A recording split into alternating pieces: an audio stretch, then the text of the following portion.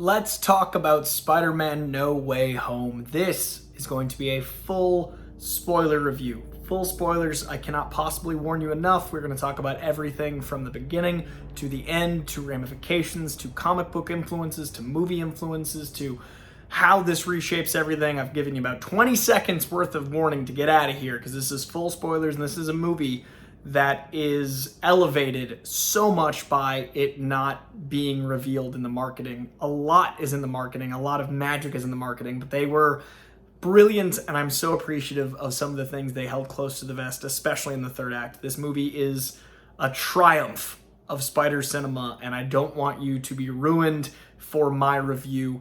Do not watch this unless you want to know everything, and please, please, please don't think like, oh, it's fine, and then we'll go to the theater.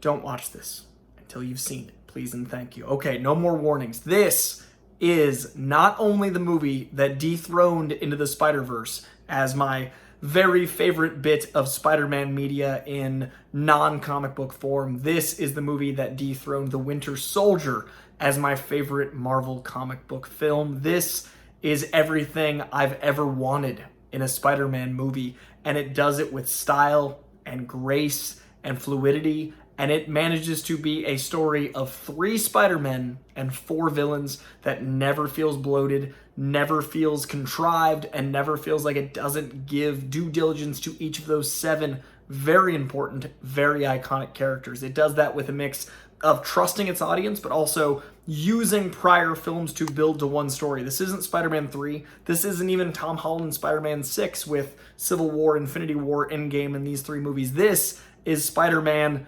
11.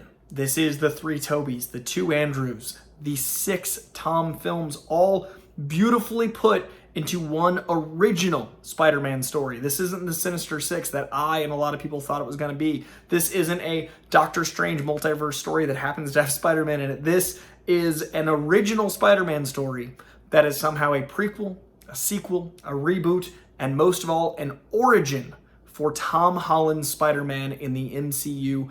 And I, from the very beginning, said I wanted this movie to leave Spider-Man with no way home. And I had interpreted that as Spider-Man has no way home to the MCU. He has no way back into the Marvel Universe. I thought he was going to be stuck in a Sony universe somewhere, and that would give us a more friendly neighborhood Spider-Man. And they topped that a number of times over. This, even though it's the biggest Spider-Man movie ever, was somehow friendly neighborhood. And instead of it ending with him trapped somewhere else outside of the MCU, he, in a much more Spider-Man fashion with that Parker luck, is trapped in his own universe, alone, poor, without special suits, without anyone, a single human being knowing who he is. We now, at the end of this film, have the Spider-Man from the comic books, and that is such a unique journey. A 6th movie origin, a movie that is a prequel to the stories that we know, a movie that subverts the comic books and makes him an Avenger first and then a solo act second, a movie that is a reboot of the franchise in its entirety, a movie that is a sequel to all the things that came before. This is what Star Trek did with the first JJ movie, but to an infinite scale. This combines the insanity of Endgame with Star Trek's prequel, sequel, reboot. This movie does what we loved about the time travel in Endgame, what we loved about Infinity War bringing all our heroes together, does all of that, but reinvents one of the most popular heroes in the world.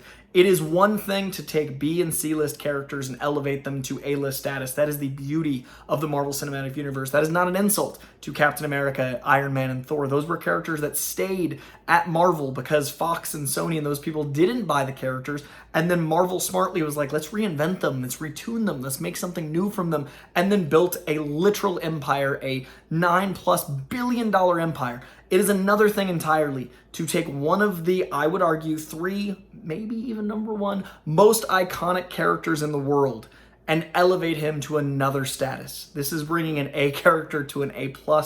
This, to me, is a 5-star film. This, to me, is perfect. I thought of a number of things that I was like, I'd change that, and then realized in the context of the story, that's my attachment to comic book version. That's my attachment to blank version. That's my attachment to the video game PS4 version. This is a new version, and it's a perfect story for our Tom Holland Spider-Man to launch off from and conclude. And it leaves us beautifully with a story that could go on for another 20 years.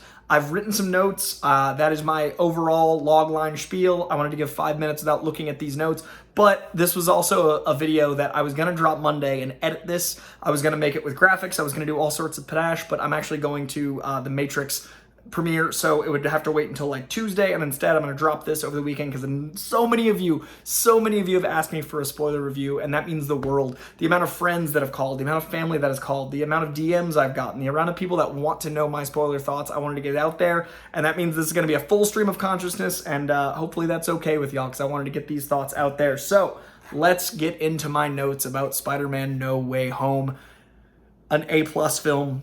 I've only got 3 comic book films in the world that I've given 5 stars to. I don't believe in perfection, so 5 stars is hard for me. I've only ever given 19 films in history 5 stars. What a 5-star film has to do is 4.5 is as perfect as I think things can get, but the 5th star is when it's something that I think only could happen in this medium of film, something that exceeds expectations, and something that's personally, for me, rewatchable while being unique to itself. So to me, this is a movie that could only be in this medium because it connects us to heroes that are in the medium of movies. We've had heroes, Spider-Man. We've had Spider-Man in comic books. We've had Spider-Man in video games. We've connected those characters in different ways. There are acting choices here that wouldn't necessarily work in a comic book. There are acting choices here that wouldn't necessarily work in a video game. Likewise cinematography, likewise editing choices, likewise music choices. The medium of film is different than comic books. This uses the medium of film in a unique way that is something that couldn't be told in a comic, which is my general Spider-Man medium. It also connects us to villains. These are acting choices, especially Willem Dafoe, which we're going to highlight here in a minute, that could only really translate this way. I do think maybe in a TV show, but then the budget wouldn't work, then the pacing wouldn't work, but not in another medium could Willem Dafoe, I think, give this kind of performance. And without our attachment to the very different portrayal we'd given him in the Sam Raimi universe, would this have landed the same? Because this in its own way is a redemption story for Norman through Tobey's Peter, but we'll get to that near the end. This also is a nuance of conversation that doesn't necessarily always work depending on the artist and writer combo in the medium of comic books or video games, because there's an uncanny valley where you connect with someone's eyes, where through Tom Holland's performance, which is, I think, the best of his career, and that guy's been in The Impossible, that guy's been in so many incredible things, that guy was so good in Cherry, that guy's a force of nature. I think this is his best performance, because whether it's looking at MJ with the love that you can feel through the screen, whether it's looking at May with the loss that you'll remember for the rest of your life, whether it's looking at Goblin with the anger that is perpetually radiating from him throughout the film and then is let go in a burst of rage, whether it's the feeling of knowing that great power comes great responsibility because of lessons he's learned by looking at his brothers, his heroes, his fellow Spider-Men. There's so much acting here that really, truly lands in the medium of film. That's why this is 5-star for me. It also has misleads that wouldn't necessarily work in other mediums. This is a movie that has spider sense we see in a brand new way that is able to mislead the audience. The spider sense to detect Goblin as someone that's misleading him. We get a beautiful use of spider sense as a danger warning that he has to pinpoint, he has to narrow down. That might not have landed with a comic book page flip switch. That might not have landed with a long form cliffhanger ending TV show. That might not have landed in another medium. So this film is unique to Spider-Man films, and it reinvents so many things so beautifully, so it's 5 stars. This establishes our Spider-Man. The end of this movie is the beginning of Spider-Man. This is the friendly neighborhood story that happens to have 7 leads in it. This is a friendly neighborhood story that has 7 leads, but really 1 lead that reestablishes our lead, that solidifies our lead. This is the Power and Responsibility trilogy. He had to learn about his power in Homecoming while being in a John Hughes film. He had to learn about irresponsibility in Far From Home because he wanted to stay a kid, and he learned to turn down the Avengers and stay a kid in Homecoming. And then in the second movie, he had to learn about the loss of that mentor and the irresponsibility of giving those glasses over. And now the combination of power in Homecoming, irresponsibility in Far From Home. Now the Power and Responsibility trilogy concludes with No Way Home, where his lack of responsibility to that point is so beautifully clear. And when you see the juxtaposition, the dichotomy of how responsible he is at the end of this film, he had to save Norman, the man that killed the person he loved most in the world, Aunt May, soon Mary Jane, but you know what I'm saying, in a way that is what great power means in this moment. That's what second chances mean. That's what you need to be able to forgive to be a hero, and that's what he had to do. And he did that through so many moments that tie into those 11 films I was talking about. It systematically gave us everything we've ever wanted, not just from the MCU Spider-Man, who is now fully formed, giving us our best origin to date, but also gave us possibly concluding arcs for Tobey Spider-Man and Andrew's Amazing Spider-Man. In so many ways, I want a Sam Raimi Spider-Man 4 and an Amazing Spider-Man 3.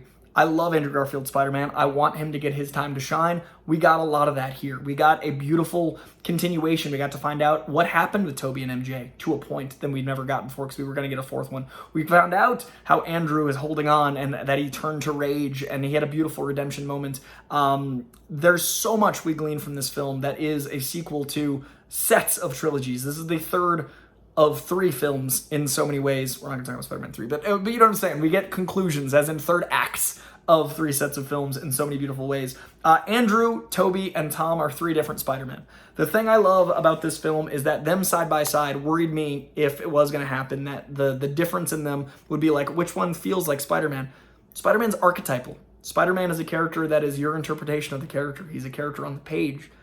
Tom is a character growing up. He's a walkabout. He's a coming of age character. He's got to have those John Hughes movies. He's got to have the field trip. He's got to be an Avenger juggling responsibility in a totally different way than than Tobey or Andrew ever did. Andrew is neurotic. He's self-deprecating. He's dealing with loss in a very rough, angry way, it seems. There's moments where he's like, number 3, where it's so like, I'm aware I'm the least loved, which is both meta because of, unfortunately, I'm one of the few people that I'm like, Team Andrew Garfield. I love all 3 of them, but Andrew Garfield's my guy. But like, self-deprecation is such a big part of Spider-Man for me. As soon as he puts on the suit, those quips come out of him because that's his defense mechanism. And I've only really fully felt that in this movie with Tom, and then in the 2 Andrew films. He also has the body language. Like, Spider-Man moves weird, and he's so like squirrely, and the miming and all that's such a big part of Spider-Man for me. That is out of being uncomfortable in your own skin. There's so much about the neuroses of Peter Parker that I think he really lands. A lot of people had a problem with how cool Andrew Garfield was, and I think that's just because Andrew Garfield's handsome. But I always thought he was a guy that just didn't know how to be himself and didn't know where he fit in, and that led to being an outcast through skateboarding and photography and those things. And at the end of the day, he's cool enough to be in a relationship with Mary Jane, who's a world-famous actress and model, and to love Gwen Stacy, who's one of the smartest people in school. Spider-Man's got to be interesting and not standoffish. And to me, Andrew Garfield was always on that line of very, very captivating and interesting, but like a weird guy. And that's Spider-Man to me. And the self-deprecation and the use of humor as a defense mechanism and the I love you moment at the end. We got a fully formed Andrew Garfield here, which is beautiful. We also got Tobey Maguire, who in this is so much more calm, so much more self-assured, so much more mature and quippy. There are Spider-Man jokes from Tobey here, and I love that so much. I needed that so much. I love that he literally got a moment where he was able to achieve the moment he couldn't achieve in his own films. In Andrew's case, he was able to save Mary Jane, and that was his moment of redemption for Gwen, and that broke me like almost nothing else in the film. I'm welling up thinking about it now. It was his redemption, his knowing he is a hero, his saving the day. And then Tobey got to save Norman, not just from Spider-Man, but from the glider itself. The weapon that killed Norman, that's haunted Spider-Man for years, he stopped the glider, the thing he was never able to do in his universe. He not only saved him through the serum, but he saved him physically, stopping the very glider that stopped him. So Tobey stopped the glider, Andrew stopped the fall, and these are beautiful redemptions for these characters we love so much. And I love that, because in a movie about second chances, our Spider-Man got second chances. Tom gets a second chance to be Spider-Man on his own at the end of this. Tobey gets a second chance to forgive himself for Norman. Andrew gets a second chance to forgive himself for Gwen, and that is beautiful. I loved it so much. Speaking of the trios, we've got the trio in a great drama and plot driving scene with the responsibility bridge. This is my favorite scene in the film. Not only do we get that stunning opening shot of them climbing and we see 2 Spider-Men, which feels like a dream. This movie is so surreal. I can't believe it exists. There's so many dreamlike sequences where it's like, how is this really happening? But we also get the beautiful message of with great power comes great responsibility, which is Spider-Man, which is the most important line, and we'd never heard it in Tom Holland's universe, and it drove me crazy, and I love that I had to wait 7 years. I love that we earned that moment in such a way with Aunt May, and then they leveled that up even beyond the loss of Aunt May, which was devastating, and especially how they handled it, and the scene with Happy and that look through. Anyway, Aunt May scene I could do a whole video on, but the way they elevated the power and responsibility to another scene where it's her loss wasn't for no reason. This is what shapes Spider-Man. This is how he becomes Spider-Man. This is an origin movie. And to have Tobey and Andrew reveal they know how he feels through loss and have it be about Andrew losing Gwen, not Uncle Ben, I loved, because that's a different story. That's a different universe. Having Tobey be the Uncle Ben story that wasn't Tom's. Having Tom's Uncle Ben be his relationship with Aunt May. How much we loved Aunt May. How much we felt that loss. Every one of these stories is a multiverse. Us reading comics is a multiverse separate from our universe, right? Like that's the comic book universe. That's either, 1610 or 616 or whatever side universe, 1610 Ultimate, 616 mainstream. But those are those universes. So it's great that Tom has a different universe of impact with great power and responsibility, that Andrew associates Gwen's death with his big pivot. Like that scene where they all bonded over loss. Spider-Man is about loss. Whether it's Gwen or Ben or Captain Stacy or Harry, it's about loss. And now going to college, we can have the Harry saga. We can have that post-credit scene that leads to stuff. We can have all that. So the trio with drama and plot, genius. The trio with comedy and plot, the lab scene. Not only are they all finally scientists, and we're seeing Spider-Man do science, something that I loved about The Amazing and I wanted more of in the Sam Raimi and I wanted more of in the Tom Holland, and not Stark science, science, chemistry. We get a full science scene. Andrew's in a lab coat. Tobey's in one of the best jokes in the movie, the youth pastor costume, which gives us a great reveal. But the science scene is great building for Ned. It's great with the relationship with MJ growing. There's so much in the scene. It grows so many relationships and grows Andrew's missing Gwen and Tobey's appreciation for MJ, and we get to find out it's complicated. But all of that gives us the point. All of that comedy and plot movement lands with the Peter point, the Spider-Man point. Perfect. It's a perfect scene. And then we've got the trio action scene, the third act. The entire end of this is them turning into a team. We've got that great Avengers joke, but it's Spider-Man isn't a team player in the comic books, and they acknowledge that really beautifully here. But we get that as an action setup that all of us could ever dream of. Again, very much a dreamlike sequence. The back-to-back moment, the back crack, and that's a great throwback to Seabiscuit and Tobey hurting his back, but also Spider-Man would probably have a bad back with all the swinging. We're not made to swing like that all the time. But that scene, genius. The webbing, we've all asked ourselves about how Spider-Man would react to meeting an organic web shooting Spider-Man. We get that not just in the lab, but also a follow-up here, but it's not at a place of mocking, because Spider-Man doesn't mock. Spider-Man is a good dude. So I love that we actually address the mocking. We address the wholesomeness of Peter Parker and the science. He wants to know because he's a scientist. He wants to know because he's curious and because it's a version of him. Loved that sequence. And then the action's incredible. When they finally learn how to work together, and all of that is pure Spider-Verse in all the best ways. Seeing 3 red and blue suits in different versions bouncing off each other, seeing those 3 suits landing in their poses and all that is just absolutely genius. This is going to be very long. I'm going to have to speed up a little bit. I might do another one of these, but for now I'm going to try to get through this. And we got to talk about Norman Osborn. Norman Osborn, this is one of the best supervillain performances we've seen in a movie. First, we attack his heart is an iconic line from Norman Osborn in the Raimi Spider-Man. Willem Dafoe does that here by taking out Aunt May. First, we attack his heart. He's still the same villain. It's just he's in a different toned movie. He didn't get to play this kind of darkness in the Raimi universe because that wouldn't have fit that universe. In this universe, we get to play with this almost ultimate Goblin. They reflect it in the suit, a Mark Bagley's ultimate Goblin suit without him being hulking. We get to see a lot of that. And the fight in the complex is so brutal and so damaging and so violent and so intense. And you feel every single blow and him laughing in the face as he punches them down. Like, this performance is so nuanced because you care about Norman. Even as the most diehard Spider-Man fan, there's a part of you that wants Norman to be okay. And just like the Mysterio thing they did in Far From Home, I believed it just enough that I was in, and then they got me. And then to use the spider sense to have it be how it's revealed, genius. Willem Dafoe's acting here is out of this world, whether he's being compassionate as Norman, whether he's being a scientist as Norman, because he's something of a scientist himself, or he's being the absolute horror show that is Goblin. The physicality, even like when it's very obviously him or the stunt people doing the fights, the passion of the violence, the glee when he tries to kill him. It is a perfect Goblin. He is one of the greatest superhero villains of all time, and I am so happy that he was the one to take on Aunt May, because it obviously reflects the Gwen Stacy loss. It obviously reflects the Goblin lore. It's such a major moment, and it's so powerful. We also are misled in the beginning using an Amazing Spider-Man 50 cover. Spider-Man No More is this beautiful cover. They did that with the Goblin mask, so we believe Goblin No More. They give us so many comic book moments and references. Goblin No More effectively walking away from the mask, shattering it, also gives us a good opportunity to not have him in that Power Rangers mask. I love the new costume. I love the new Goblin. I love what Willem did here. The highlight of the movie are Tom and Willem's performances. As good as everyone has, those two are absolutely outstanding. Speaking of villains, I love that he is driven by his godlike ego, and that is his downfall, his arrogance. I love that Ock is wanting peace and quiet, but he's fueled by this still. And once he gets peace and quiet, he is the hero we all knew he was. I love that Electro wanted power, and then he got all this power, and he just kept seeking it out, and he was his own person. He's selfish. He didn't want to go home. He wanted to be somebody, and he thought more power meant somebody, and then we got that redemption with him and Andrew's Spider-Man. We also got the genius of Sandman just wanting to be a dad, just wanting to go home. He's just trying to get home, but he's distrustful. From the beginning in Spider-Man 3, he's a distrustful character, so he doesn't trust the villains, doesn't trust the heroes, and we see that back and forth. The team up with him against Electro, genius. The use of it later when he teleports him into Doctor Strange's lair, of course he wouldn't trust him after that. Each one of these characters has a beautiful arc.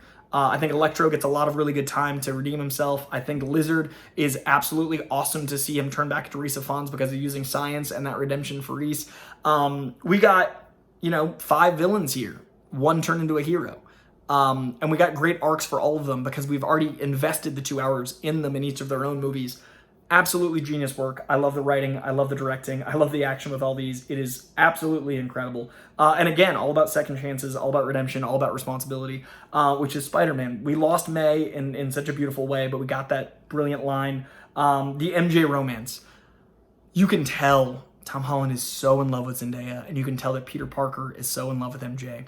When she's talking in Doctor Strange's Sanctum Sanctorum about, just tell us next time. Just tell us, we'll do it. The love in Peter Parker's face, the love at the end when he has to leave her, the love when he sees her in the coffee shop, the love is just on every part of his face, and she loves him so much back. She's there to support, she's there to help, she's there to want to be a hero. She's a hero too. She's never, she never stops. She's going, she's problem solving, she's smart, she's clever, she's Mary Jane. The love between them is something so, so special. The bromance between Ned and Spidey finally lands here for me in a real way. It felt like Harry from the comic books. It felt like a best friend. The compassion, the support, the quips. He's hilarious. Loved meeting his mom. Loved all that. I love that he got some magic. I love that he's the one that brought him in. I love MJ and Ned. Again, I'm sorry. I gotta get a little ahead. We're almost at half an hour now.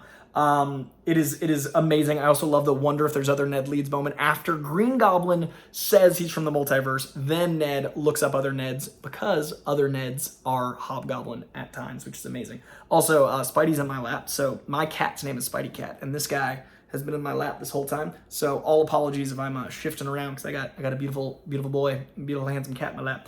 I love that this ends with being alone in the universe because Spider-Man's often alone. I love that this ends with no one knowing him because it makes a comic book story that isn't very good, in my opinion, much better. The One More Day storyline doesn't work for me. Instead, they escalate it, they elevate it. It's about Mary Jane, just like it is in the comic, but with a twist. It's Doctor Strange instead of Mephisto, because Phase 4 is apparently all about trolling us with Mephisto. They One More Day does so good, and it actually makes the comic books better. Again, 5-star film because it elevates using a different medium, something that could only be done in this medium, and it actually makes the comic books better. And Spider-Man's alone a lot. And at the end, he's also in Christmas a lot. And him in the snow is such an iconic thing we've never really gotten in the movies. And this lands with a very Lee Weeks, John Romita Sr. cover, very vibrant suit, very hand-sewn, very comic accurate. It looks like, we need to see it more because I only got 10 seconds, but it looks like a very comic accurate suit, which thrills me because a lot of my problems had been the Iron Man Jr. problem, the Iron Spider problem. He's not always Iron Spider. Now he's not. We get Peter Parker Spider-Man because we now know Peter Parker. We now know Spider-Man. We now have second chances, including a second chance in this character. There's so much good here. We get him cleaning the Spidey suit. I can't even tell you how much that made me happy. We would never have had that in the other 5 movies of his because he's always in a tech suit. Him cleaning the suit, him turning the suit inside out and showing the tech because it's just bare bones. It actually being a Spidey suit through much of this film makes me so happy. And then going further, the cleaning of the suit is already very OG Spider-Man. The brand new suit, handmade, is Spider-Man. Him going to college, that's huge. Him having an apartment of his own, paying cash, him being poor, the smile he had of being proud of his own space. This is all Spider-Man. He's us. He's an underdog. He's the everyman, and now he's finally the everyman. And I cannot wait for College Spider-Man. The new suit, I keep talking about how funny Spider-Man is in this one. We get quips from all 3 of them. We get Tom Holland slinging jokes. We get Toby slinging jokes. We get Andrew slinging jokes. He's the funniest he's ever been here in this movie. Before, I think Homecoming was, the most consistently funny movie. This one is hilarious to me. The entire first act, lots of laughs. Entire third act, lots of cries, but always with a balance of light and dark, just like the villains and heroes, just like second chances, just like everything we needed from a Spider-Man movie. The action felt fully Spidey stylized. The Spidey versus Ock fight in the bridge was straight out of the comic books. I love that also the woman that he saves in the car is the woman from Civil War, the woman that didn't want superheroes running around. She now sees what heroes can be. I love that we use that casting to make this all come together in a beautiful way, redeeming heroes to this woman. Also, that entire fight's action choreography is straight out of the comic books, and him like wielding the arms, little superior Spider-Man nod, which I kind of dug, but also more importantly, using science to win the fight. That was all a beautiful, beautiful choice. Spidey standing in front of the Jonah silhouette, again, a beautiful comic book moment, a moment I've always wanted to see, and they nailed it. That loss, that remorse. When it's raining, it looks something like straight out of a John Romita Jr. Drawing. John Romita Jr. draws Spidey in the rain a lot, and that meant the world to see that on camera, especially with the silhouette and the Jonah stuff. Spider-Man 4, Tobey Maguire, Sam Raimi's Spider-Man 4 was supposed to be against the Lizard. Kind of. It was really supposed to be Vulture, Black Cat, but they were setting up Dylan Baker as the Lizard. We finally, in this movie, got to see Tobey's Spider-Man fight a lizard, and that fills me with such joy, because I was waiting for that my whole childhood, so that was a beautiful moment for me. It felt just like a comic book fight. The Electro Sandman fight was larger than life. Again, very comic-y. We got two bittersweet endings. We got the it doesn't hurt anymore ending, where Peter has to sacrifice because he knows, he thinks it's better for her not to be in his life, because it doesn't hurt anymore. And she's safer without him. She's going to school. Her and Ned are happy. It's his sacrifice to have that be the situation. And then the next scene, the scene with Happy, talking about that the people's impact doesn't go away what they do. Her tombstone literally says, helping someone helps everyone. That's Aunt May's message that she left with Peter. That's another version of great power and responsibility, and depending on your interpretation, every person you helps everyone. And that is such an important lesson for anyone to know. Helping is exponential. Helping one person, they might help one person. Helping 5 people, they might help 5 people each. And then it's just so much. Spider-Man is a force of nature. Every person he helps exponentially increases the good in the world. And Happy had felt a loss of Tony that is now helped by knowing that Tony's mark has not ended there. Beautiful continuation of the Far From Home stuff. Beautiful way to have the Iron Man Jr. problem be a very not a problem, very good. Happy not knowing him is painful, but seeing the message delivered to Happy and him understanding all of that. Beautiful second ending. 2 bittersweet endings. Spider-Man's a bittersweet character. The people's impact doesn't go away. The Xmas ending, I already talked about a little bit. I love the ties into Hawkeye, the Xmas tree from Hawkeye, the Rogers musical stuff earlier. This is very much in that world. In this week's Hawkeye, spoilers for episode 5, we also have a conversation about the Captain America shield on the Statue of Liberty. I love the little tie-ins to the MCU in there.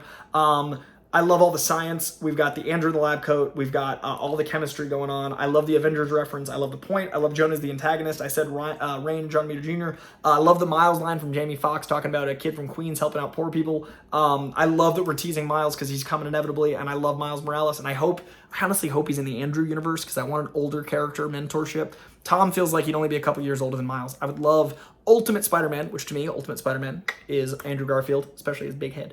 And I think Andrew Garfield's quippiness and all that stuff would really play well off Miles. And if we have to kill Andrew in a movie, it's going to hurt me, but I think Andrew mentoring Miles would be beautiful. And I think the older story of like maybe the Alex Ross stuff with Tobey Maguire, having him and Mary Jane be older, maybe introduce May Parker. I really think we should start a whole universe, Sonyverse of these Spider-Man characters. I think they could and they should. But I would love to see Miles get introduced over there sooner, because we'd have to wait longer to have Spider-Man go through his college arc and be an adult and stuff. Give me 9 Tom movies, but then we'd have to wait a while for Miles. We could have our cake, eat it too. Andrew, Miles, Tom growing up. Make it happen. Multiverse of possibilities. Acknowledgement of genius and the pivot away from Iron Man Jr. I love the Iron Man Jr. cover, making that little joke. Talked about the different people's motivations. Directing. John Watts is doing Fantastic Four next, and I could not be more excited now. The scene with Doctor Strange, the Mirror Universe scene with Doctor Strange, is some of the most beautiful comic book stuff I've ever seen. Obviously, people are going to talk about Inception parallels. To me, this was what I remember of the best of Inception. It is stunning. It is so visually appealing. It is so Steve Ditko. 2 of Stan Lee and Steve Ditko's characters fighting each other in a Ditko landscape. Beautiful work. And then an ending with science, specifically math. It ending with Peter defeating a magician with math is so Spider-Man. It is so beautiful. Him recognizing the shapes and making that work. Good God, I love that. Directing top to bottom, whether it was drama, whether it was action, whether it's directing the actors, whether it was setting the tone of the film. John Watts, Fantastic Four is in perfect hands. Thank you for this movie. Thank you for the next thing you do. Thank you for making this trilogy, this Power and Responsibility trilogy, and then landing it here. Thank you for directing my favorite Spider-Man movie of all time. Your work was impeccable. You nailed it. There were so many visual comic references. Next time we talk, we'll talk about it. Thank you, dude. Acting-wise, I gave highlights to Tom Holland and Willem Dafoe, who gave Oscar-winning performances here. They won't get Oscar nominations, but they Oscar won my heart. Supporting for Dafoe should be a thing, and lead for Tom should be a thing, but the Academy doesn't love genre stuff, or this genre of stuff. But I would change nothing. Zendaya also, man, what a performance. Jacob Batalon as Ned is so good of a friend here, so supportive. I love him as a son, love him as a friend, love him as a brother. Obviously getting Tobey back, seeing his new demeanor as Spider-Man, his calmer, seasoned demeanor, his Spider-Man felt authentic, and the power of Tobey Maguire's eyes, like when he's catching that glider, what he can do there, cannot even begin to discount. Andrew Garfield, I've sang praises of enough. Andrew Garfield, man, thanks for coming back. The score, Michael Giacchino's score, perfect. So many iconic moments, so many things that make you feel that rush of having a superhero score. This to me feels like it's so iconically Spider-Man now. Again, we've grown with this. I love these long form. It almost feels like a series of shows, like just very expensive shows. I want seriously like 9 of these. And the score has grown beautifully, and I love this score. The MCU ties, Hawkeye, Billboard, Xmas Tree, Doctor Strange, Sorcerer Supreme surprise with Wong. That explains a lot of stuff in Shang-Chi. It also explains a lot of stuff going on. Loved the stuff we're seeing with Sorcerer Supreme, and I love that it wasn't overshadowing Spider-Man. Doctor Strange was in it a lot, but he wasn't overshadowing Spider-Man. It was still a Spider-Man movie. Love those ties in. I love that the assistant is straight from the comic books, the Sorcerer Supreme, Surgeon Supreme comic books. There's this great character. Also, Donny Cates's run, I believe, introduced it for the first time. Anyway, great assistant character from the comic books in the Sanctum Sanctorum. The Avengers Tower is not Oscorp. That was one of the big theories. Oscorp was teased in the Morbius trailer, but there is no Oscorp in Tom Holland's universe. So that means there's an Oscorp in Venom universe, which is the Morbius universe, but not in our universe. So that means the Avengers Tower is not Oscorp, which some people thought. I still think it's Fantastic Four building. I think the Baxter building is going to be dope. And it's John Watts. He left himself a vacancy. I think Fantastic Four are the ones that bought Oscorp, and I think they're coming very, very soon because we got a great director. Post-credit scene. Venom is in the MCU. The symbiote, not the character. Tom Hardy's back in Sony, and we get the beginning. We're going to get a black suit Spider-Man. We're going to get that arc. We're going to get that journey, and I love how they brought it in. Don't have to mess with space. Don't have to mess. It's perfect. Perfect origin. Love that scene. A lot of fun. Drunk Tom Hardy's great. It's interesting how you can feel the difference in tones in the worlds once that post-credit scene came on versus Tom's. But Tom Hardy and Tom Holland would be great to see face off. But again, I do think getting an original, authentic black suit Spider-Man trilogy, have the symbiote introduced in the first movie, have him wield it in maybe the third act of the first movie, or even the second movie. Well, we've already introduced it. So first movie, black suit, has to take it off, have the church scene happen, have Eddie Brock introduced in the beginning, or even the second movie do that stuff. But either way, make it a trilogy, have Venom be a thing, build it up slowly. Eddie Brock's got to be separate. We got to love them both. We got to hate Eddie, but love him. And I want a black suit saga for at least a movie, because that was such a long run in the comic books. Todd McFarlane invented Venom because he wanted to have Spidey in the regular suit again, because he loves the regular suit and he wanted to draw him that way. Venom came out of like this beautiful frustration as an artist, which is one of the best gifts we've been given. But that means he has to be in the suit for long enough that we get to that point, in my opinion. And then the Doctor Strange trailer looks stunning. Cannot wait for What Ifs, Angry Doctor Strange, Evil Doctor Strange. Loved seeing Liz Olsen fully Scarlet Witched. I love the Mount Wundagore, which is one of the thinnest places between magic and our world. All that stuff. Thank you. This has been longer than I was expecting, but I love this movie very, very much. I hope you enjoyed some of my insights. 5 stars, A+. One of only 19 movies I've given an A+. One of only 3 superhero movies, the other 2 being, other 4 total. Into the Spider-Verse is 5 stars for me. Winter Soldier is 5 stars for me. And Dark Knight is 5 stars for me. So this is in very unique space for me. I love this film. That is going to do it, you lovelies. Go rewatch, because hopefully you didn't watch this first. Go rewatch Spider-Man No Way Home, my favorite origin movie with 7 leads. 8 if you count May, 9 if you count Happy. There's a lot of goodness in this movie. Thank you, Marvel. Thank you, Sony. Thank you, Tom. Thank you, Jon Watts. Thank you, Tobey. Thank you, Andrew. Thank you, Willem. Thank you, Jamie Foxx. Thank you, Thomas Haden Church, for coming back. Thank you, Rhys Ifans. Thank you, Alfred Molina. Thank you, Marisa Tomei. Thank you, Zendaya. Thank you, Jacob Batalon. Thank you, every editor, every gaffer, every best boy, every grip, every single person that is in the credits or not in the credits. If you contributed to this movie, Thank you. Thank you to the Sony press team who had me introduce the trailer for this with Tom. Thank you to everyone at Sony, both in the PR side and the behind the lines side for helping me be involved in this. Thank you to everyone that organized the red carpet that I got to work. Thank you to everyone that talked to me on the red carpet. Thank you to every Spider-Man fan in the world for making this character so important. Thank you for watching this, for knowing how important this is to me. And thank you to Spider-Man for existing. All right. Love you guys. Hope you enjoyed. Talk to you soon. Leave comments. Let me know what your favorite Spider-Man movie is. Let me know why this one was or wasn't. Let me know how does this compare to the other ones. Let me know who your favorite Spider-Man is. Toby, Tom, Andrew, Jake Johnson. All right. Again, thank you, Spider-Man, for existing. Thank you for watching. Much love, y'all.